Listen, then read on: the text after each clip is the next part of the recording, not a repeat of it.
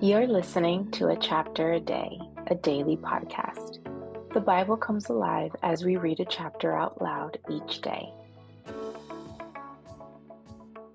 Hi, everybody. It's time for a chapter day. Today we're reading Deuteronomy chapter 8.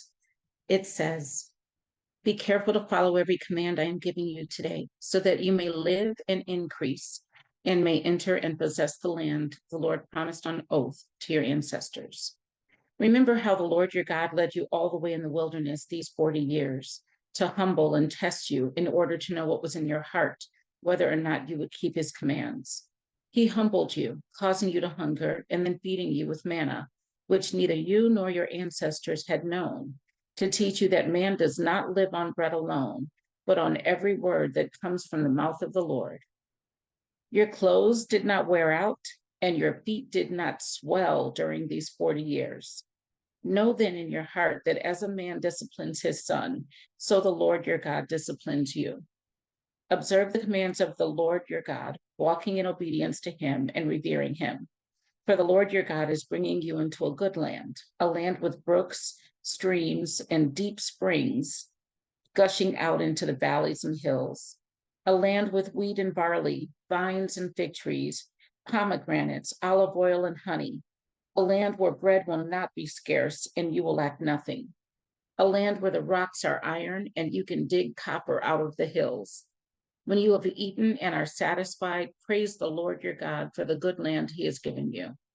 Be careful that you do not forget the Lord your God, failing to observe his commands, his laws, and his decrees that I am giving you this day.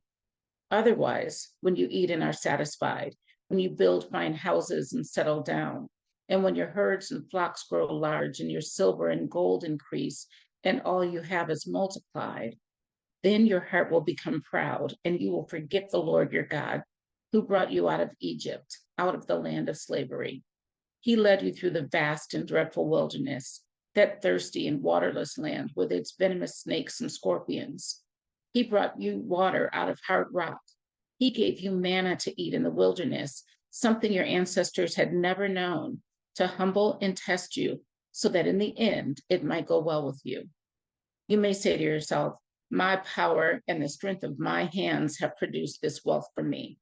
But remember the Lord your God, remember the Lord your God, for it is he who gives you the ability to produce wealth and so confirms his covenant, which he swore to your ancestors as it is today.